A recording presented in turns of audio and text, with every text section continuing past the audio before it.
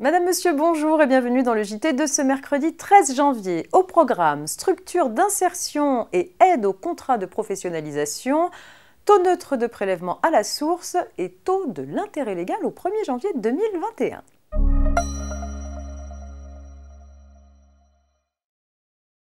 Afin de faciliter l'accès à la formation des salariés en insertion et de renforcer la logique d'alternance d'insertion, le gouvernement a souhaité faciliter l'accès des structures d'insertion par l'activité économique, les SIAE, au contrat de professionnalisation.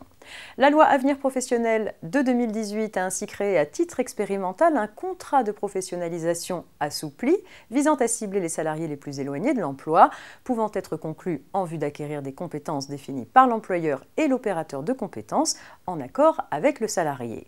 Un décret vient renforcer ce dispositif en instituant une aide à l'embauche en contrat de professionnalisation au profit des SIAE.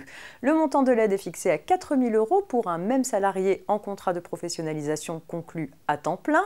Il est proratisé en fonction de la durée effective du contrat de travail s'il est interrompu en cours d'année civile, de la quotité de temps de travail du salarié lorsqu'elle est inférieure à un temps plein et des périodes d'absence du salarié qui n'ont pas donné lieu au maintien de la rémunération.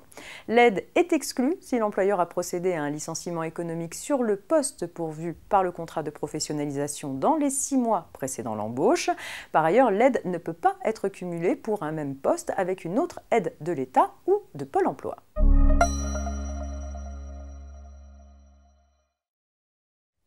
On poursuit avec une précision fiscale. Dans le cadre du prélèvement à la source, les employeurs doivent appliquer le taux personnalisé du contribuable transmis par l'administration fiscale ou, à défaut, un taux non personnalisé également appelé taux neutre.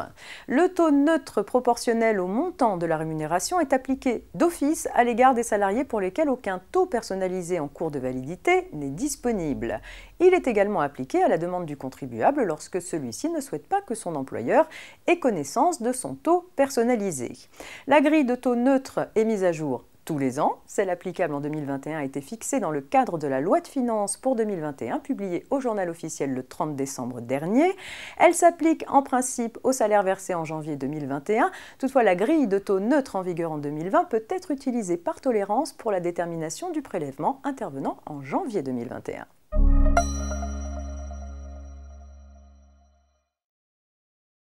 Et on termine avec le taux de l'intérêt légal au 1er janvier 2021. L'intérêt légal connaît 2 taux calculés semestriellement, l'un pour les créances des particuliers, l'autre applicable à tous les autres cas. Les taux applicables jusqu'au 30 juin 2021 viennent d'être publiés.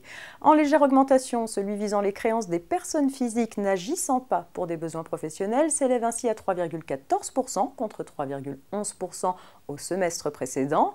Le taux applicable dans les autres cas est quant à lui en baisse, fixé à 0,79% contre 0,84% au second semestre 2020. Rappelons que le taux de l'intérêt légal est, sauf cas particulier, celui qui court sur le montant d'un impayé à compter de la mise en demeure par le créancier. Entre professionnels, les conditions générales de vente doivent prévoir des pénalités en cas de retard de paiement. Leur taux ne doit pas être inférieur à 3 fois celui de l'intérêt légal, soit 2,37% au premier semestre 2021.